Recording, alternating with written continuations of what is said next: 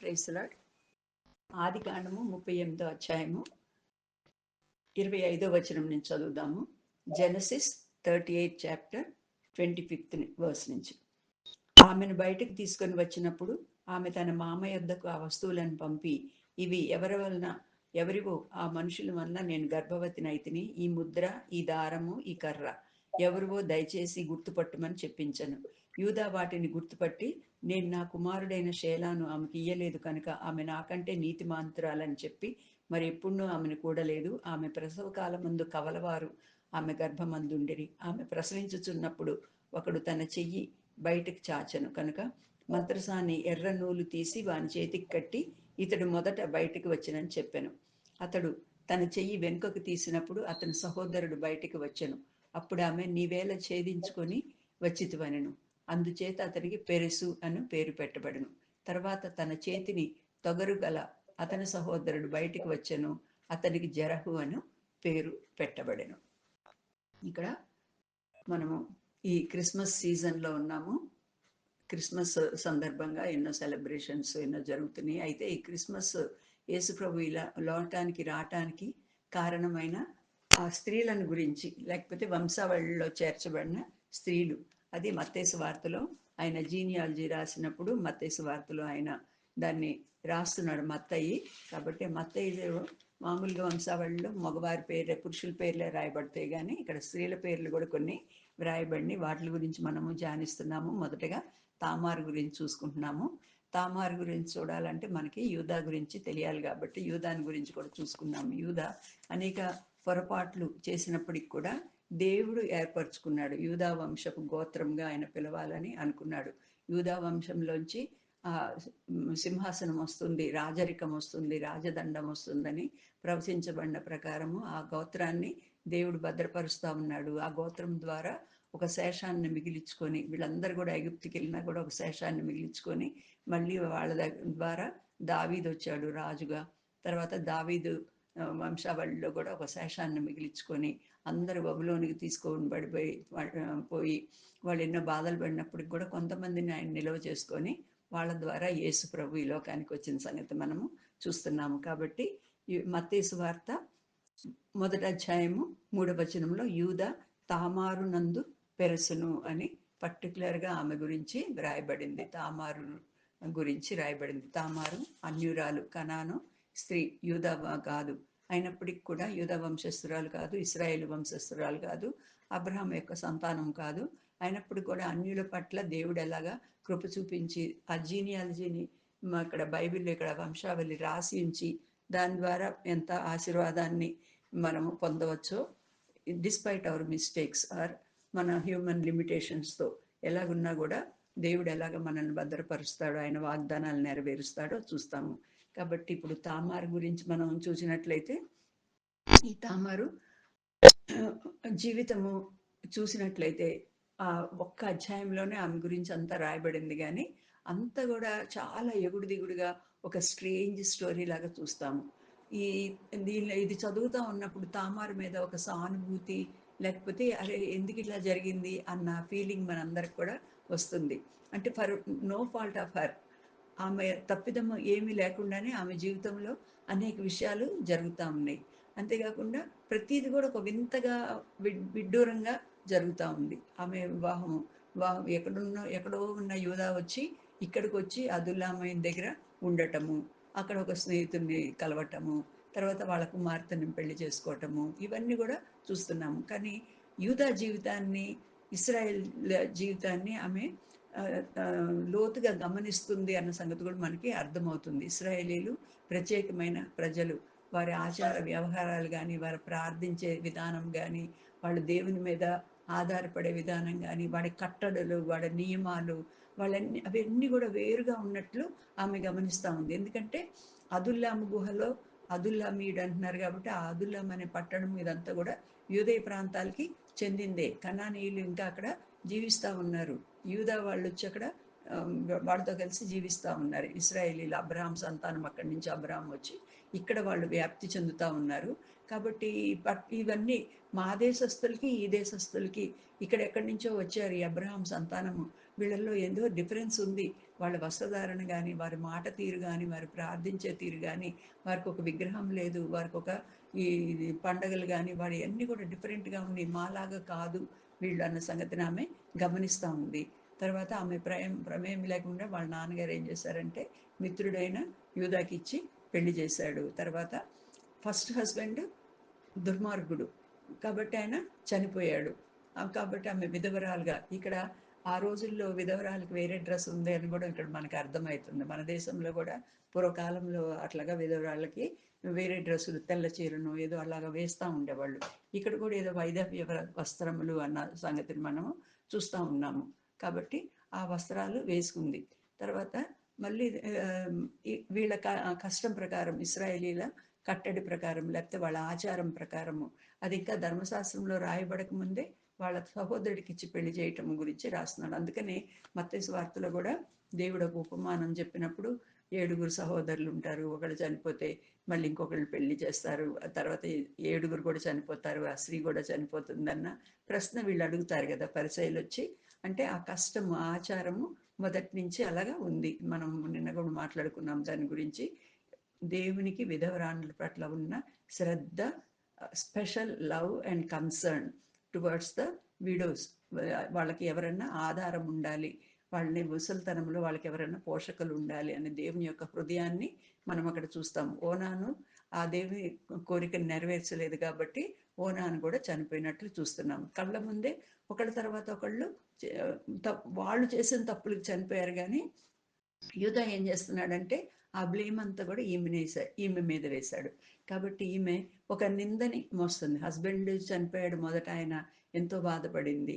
తర్వాత రెండో ఆయన చనిపోయాడు, ఇంకా బాధ ఎంత అయ్యి ఉండొచ్చు కదా, ఏంటిది నా జీవితం ఇలా అయ్యిందని. తర్వాత నువ్వు వెళ్ళిపో, నువ్వు మీ పుట్టింటికి వెళ్ళిపోయి అక్కడ ఉండిపో అని చెప్పేసి ఆమెని పంపించేశాడు నిర్దయగా, ఇంట్లో పెట్టుకోలేదు. కాబట్టి అది కూడా ఒబే అయ్యింది. నాకు ఇది అత్తగారి ఇల్లు కదా, నేను ఇక్కడ ఉండాలి కదా అనుకోలేదు అమ్మాయి. ఏం చేసిందంటే తామారు వెళ్ళిపోయి, ఇక్కడి నుంచి వెళ్ళిపోయి నువ్వు వైదవ వస్త్రాలు వేసుకొని విధవరాలుగానే నువ్వు అక్కడ ఉండు, నేను చెప్పే వరకు అక్కడే ఉండు, మా వాడు పెద్ద అయినప్పుడు అప్పుడు పిలిపిస్తానులే, అప్పుడు పెళ్లి చేస్తానులే అంటే 100% నమ్మింది. ఈ అబ్రహాం సంతానము వీళ్ళందరూ కూడా వేరే జాతి వాళ్ళు, ఎక్కడి నుంచి ఇక్కడికి వచ్చారు, వీళ్ళందరూ కూడా నిజమైన దేవుణ్ణి నమ్ముతారు, కాబట్టి వీళ్ళు తప్పక వాళ్ళ మాట నెరవేరుస్తారు. పెద్దవైనప్పుడు మళ్ళీ తర్వాత నాకు ఈ ముసలితనం, నాకు ఎప్పుడన్నా నా ఓల్డ్ ఏజ్లో నాకు హెల్ప్ఫుల్గా ఉండటానికి నాకు ఒక సంతానము దొరుకుతుంది అన్న నిరీక్షణతో ఆమె ఏం చేసిందంటే అక్కడి నుంచి వెళ్ళిపోయింది.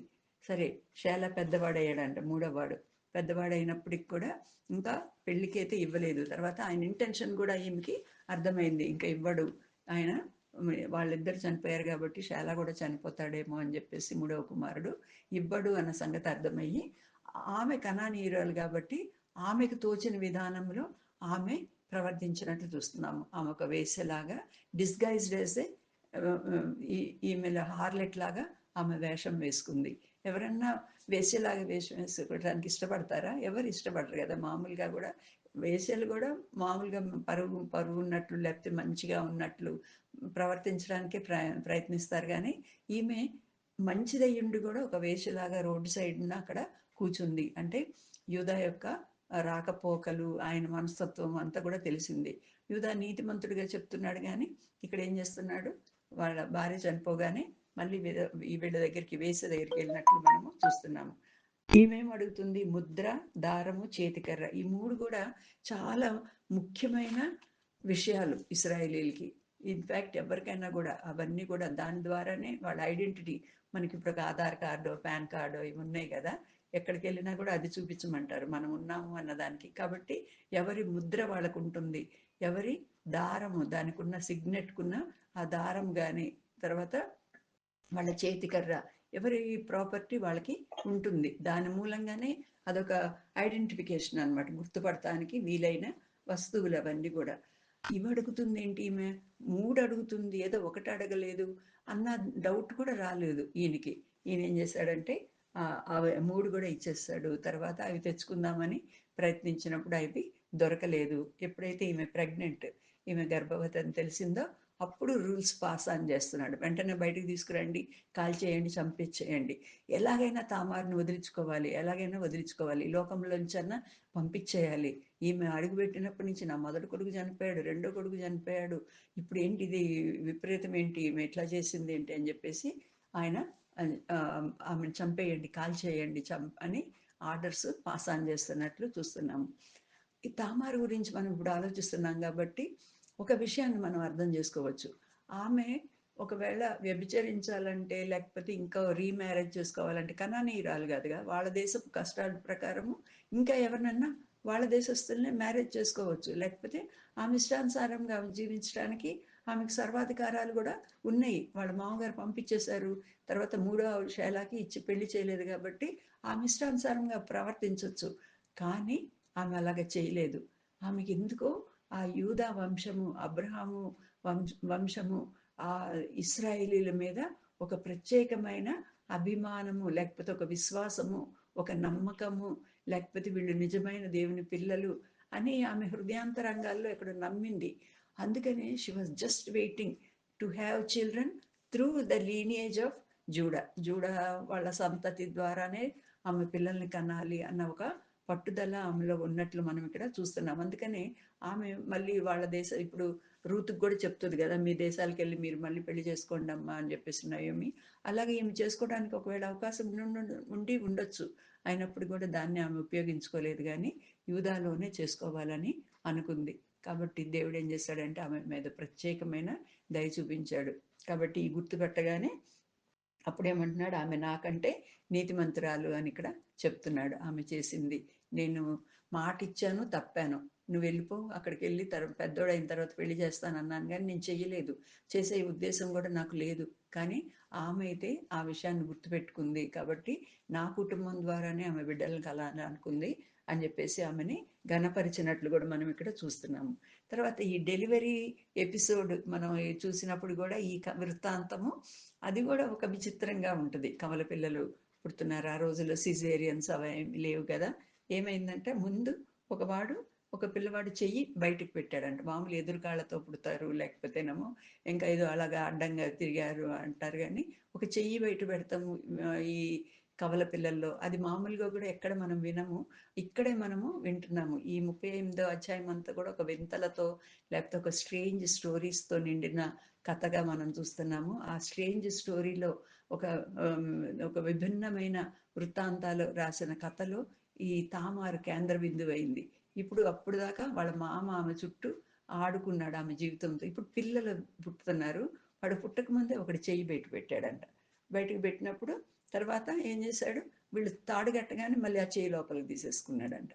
మళ్ళీ తర్వాత రెండో వాడు తోసుకొని పుట్టాడంట. నువ్వెందుకు ఇట్లా ముందు పుట్టావు అని చెప్పేసి వాళ్ళు పెరిసు అని పేరు పెట్టాడు. రెండో వాడు తోసుకొని వచ్చినవాడు, పెద్దవాడిని తోసుకొని వచ్చిన రెండో వాడు పెరుసు. ఆ పెరుసుని దేవుడు ఏం చేశాడంటే ఎన్నుకున్నాడు. మొదటి అబ్బాయి, తర్వాత నెక్స్ట్ వచ్చాడు జరహు అనే అబ్బాయి. కానీ ఎవరైతే జ్యేష్ఠత్వం కోరుకున్నట్లే కడుపులో ఉండగానే జ్యేష్ఠత్వం కోరుకొని బయటకు వచ్చిన ఆయన్ని చూస్తున్నాడు. అందుకని మనం ఇక్కడ ఒక సంగతి గమనిస్తాం. ఎక్కడంటే ఆమె రూతు గర్భవైతే కుమారుని కంటుంది కదా న్యాయాధిపతులు రూతుల్లో. అప్పుడు వాళ్ళందరూ వస్తారు, ఆశీర్వదించడానికి వస్తారు, చుట్టుపక్కల వాళ్ళు స్త్రీలు వాళ్ళు వస్తారు. వచ్చి అన్నీ మాట్లాడతా ఎలాగా ఆశీర్వదిస్తున్నారంటే 11వ వచనంలో, రూతు 4:11లో, అందుకు పురద్వారమున ఉండిన ప్రజలందరూ పెద్దలందరూ మేము సాక్షులము, యెహోవా నీ ఇంటికి వచ్చిన ఆ స్త్రీని ఇశ్రాయేలీల వంశమును వర్ధిల్ల చేసిన రాహేలును పోలిన దానిగాను లేయాను పోలిన గాను చేయనుగాక. తర్వాత ఎఫ్రతాలో నువ్వు క్షేమాభివృద్ధి పొందిన వాడివై ఉండును కాగా అని చెప్తా ఉండి, తర్వాత పెరుసును ఎఫ్రతాలో నీవు క్షేమాభివృద్ధి కలిగిన వాడే, బెత్లెహేంలో నీవు ఖ్యాతి నొందుదుగాక, యెహోవా ఈ యవ్వనరాల వలన నీకు దయచేసి సంతానమును నీ కుటుంబమును తామారు యూదాకు కనిన పెరెసు కుటుంబములే ఉండును కాక అనేది. ఇక్కడ వీళ్ళు ఏం చేస్తున్నారంటే తామారు పేరును కూడా వీళ్ళు గుర్తుపెట్టుకొని ఆమెను కూడా ఆశీర్వాద లిస్టులో చేర్చేశారు. ఈ తామారును కూడా వంశావళిలో వాళ్ళు చేర్చుకున్నారు, కనానీయురాలైన స్త్రీ అయినప్పటికి కూడా. తర్వాత యూదాతో పిల్లవాడిని కన్నప్పటికి కూడా ఇద్దరు పిల్లల్ని కంటే ఆ ఇద్దరు పిల్లల్లో వాళ్ళు పెరుసుని పికప్ చేసుకున్నారు. పెరుసు వచ్చాడు తర్వాత. ఆ పెరుసుని గురించిన సంగతి మనం చూసినట్లయితే పెరెస్ 18వ వచనంలో పెరుసు వంశావళి ఏదనగా. కాబట్టి ఎవరైతే తోసుకొని ముందుకొచ్చాడో ఆయన వంశావళిని దేవుడు ఎన్నుకున్నాడు పెరుసును. పెరుసు హెస్రోను ఇదంతా కూడా చూసినట్లయితే పెరుసు వంశావళి నుంచి దావీదు కూడా వచ్చినట్లు మనం ఇక్కడ చూస్తున్నాము. కాబట్టి ఈ తామారు యొక్క జీవిత వృత్తాంతము, ఆమెకున్న పట్టుదల, ఆమె అన్యుల్ని కానీ ఇంకా వాళ్ళ సొంత వాళ్ళని కోరుకోకుండా కేవలము యూదా వంశస్థుల ద్వారానే తన బిడ్డని కనాలని ఆమె అనుకోవటము, ఆ వంశావళిలో చేర్చబడాలని అది తన హక్కుగా భావించింది. నేను యూదా దానిలోనే నేను బిడ్డను కనాలి, వాళ్ళే నన్ను పోషించాలి చివరిలో అనుకుంది. జీవితం అంతా కూడా ఎగుడు దిగుడుగా అట్లా ఉన్నప్పటికీ తర్వాత ఏమైందో కూడా మనకు తెలియదు. కానీ ఆమెను పోల్చి ఇక్కడ ఆశీర్వాదం బెత్లెహేంలో ఉన్న పురజనులు, పుర ప్రముఖులు, తర్వాత స్త్రీలు కూడా మాట్లాడతారు. వాళ్ళందరూ కూడా అలాగా పెరుసని వాళ్ళు ఆశీర్వదించినట్లు, తామారుని పేరుని తీసి ఆశీర్వదించినట్లు మనం చూస్తున్నాము. అంతేకాకుండా వంశావళిలో కూడా ఆమె చేర్చబడింది. కాబట్టి దేవుని యొక్క ప్యూర్ గ్రేస్ని మనం యూదా జీవితంలో, తామారు జీవితంలో కూడా చూస్తున్నాం. కాబట్టి మనం ఈరోజు నేర్చుకునే పాఠం ఏంటంటే, ఇతరులకు లేని కష్టాలు, లేకపోతే ఇతరులకు లేని ఒక లాంటి స్ట్రేంజ్ లేకపోతే వియర్డ్ థింగ్స్ మన జీవితంలో జరుగుతున్నాయా? నా జీవితంలో ఎవరికి రాని కష్టాలు వచ్చినాయి, నా జీవితంలో ఎవరికి రాని ఒక ఎక్స్పీరియన్స్, ఒక బిట్టర్ ఎక్స్పీరియన్స్ అయి ఉండొచ్చు, ఒక చేదైన అనుభవం కానీ, మన ప్రార్థనలకు జవాబు రాకపోవటం కానీ, లేకపోతే అనవసరమైన బ్లేమ్స్ మన మీద పడతాం కానీ, లేకపోతే చెయ్యని దానికి మనం నిందించబడతాం కానీ, ఇలాంటి విషయాలు మన జీవితంలో జరిగినప్పుడు ఎలా స్పందించాలి అంటే తామారులాగా. ఎందుకంటే తామారుని దేవుడు కోరుకున్నాడు. తామారు పట్ల దేవుడి యొక్క ప్రత్యేకమైన ఉద్దేశము కలిగి ఉన్నాడు. నీకు ప్రత్యేకమైన అనారోగ్య పరిస్థితి కానీ, ప్రత్యేకమైన ఆర్థిక పరిస్థితి కానీ, ప్రత్యేకమైన కుటుంబ పరిస్థితి కానీ, ఏదన్నా ఒక దీన హంబ్లింగ్ ఎక్స్పీరియన్స్ కానీ, లేకపోతే అలాంటిది బ్లేమ్డ్ బై అదర్స్ అలాంటి ఎక్స్పీరియన్స్ కానీ, ఏదన్నా ఇలాంటి కష్టం ఎవరికి రాలేదు నేను పడినంత కష్టమని మీరు ఒకవేళ అనుకుంటున్నారా ఈ నిమిషంలో, ఈ పరిస్థితుల్లో లేకపోతే ఏదన్నా సంభవించినప్పుడు ఒకవేళ అనుకుంటుంటే, your in the hand of God, దేవుని చేతిలో నువ్వు ఉన్నావు. కాబట్టి ఇలాంటి పరిస్థితి ఎదురవుతున్నాయి. ఒక్కొక్కళ్ళ జీవితంలో ఒక్కొక్క పరిస్థితి. తామారు జీవితంలో ఒక విధమైన వృత్తాంతాన్ని మనం చూసాం. నా పరిస్థితిలో కూడా నాకు కూడా మా ఇంట్లో 10 మంది పిల్లలు ఉంటే కూడా నేను మాటికి అది జ్ఞాపకం చేసుకుంటాను. మొదటి నుంచి సిక్ చైల్డ్గా ఉన్నాను. ఆపరేషన్ తర్వాత ఆపరేషన్స్ మంత్స్ టుగెదర్ ఉస్మానియా హాస్పిటల్లో నేను ఉన్నాను. ఎందుకు ఎందుకు why it is happening with me? మిగతా అందరు కూడా బాగున్నారు కదా. మామూలుగా యంగ్ ఏజ్లో హెల్తీగా ఉండే ఏజ్ అంతా కూడా నాకు హాస్పిటల్స్ చుట్టూ ఎక్స్రేలు, ఆపరేషన్ థియేటర్స్, కుట్లు ఇప్పించుకోవటాలు, మళ్ళీ కుట్లు వేసుకోవటం, వీటితో గడిచిపోయింది. అంటే God has a purpose in my life. తర్వాత నాకు అర్థమైంది, దేవుడు ఏర్పరచుకున్న వాళ్ళకి భిన్నమైన కష్టాలను తీసుకొని వస్తాడు. కాబట్టి మనం నిరాశ చెందనక్కర్లేదు. తామారుని దీవించిన దేవుడు నిన్ను నన్ను కూడా దీవిస్తాడు. ఆ నిరీక్షణతో మనము ముందుకు వెళ్ళగలటానికి ప్రభు మనకి సహాయం చేయను గాక.